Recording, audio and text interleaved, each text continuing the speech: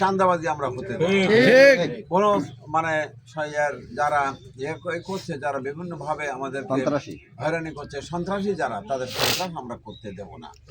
তারপরে দখল বাণিজ্য, এর বাড়ি দখল, ওর ঘের দখল, ওর লুটপাট, এটা ঘুষখোরকে আমরা আর ঘুষ খেতে আমরা দেব না।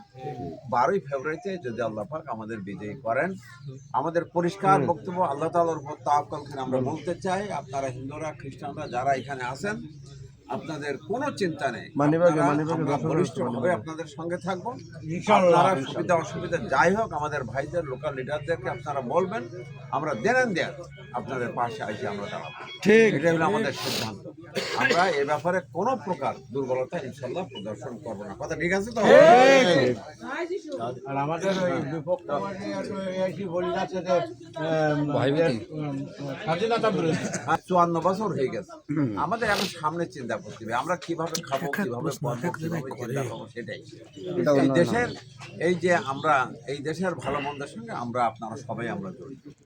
এই জন্য আমাদের দেশ, আমরা কি এই দেশটাকে হঠাৎ করে, এই দেশে কি এমন হয়েছে যে কোনো পক্ষ যে দেশে এখানে দেশ ছিল না, এক জায়গা থেকে টেনে নিয়ে একটা গ্রহ থেকে টেনে নিয়ে এখানে একটা দেশ বানাইছে? ব্যাপারটা কি এরকম? তাহলে এই দেশের মাটি মানুষ, আমরা এই দেশে আমরা জন্মগ্রহণ করছি, আমরা তো এদেশের মানুষ, এদেশের হিন্দু, এদেশের মুসলমান, এদেশের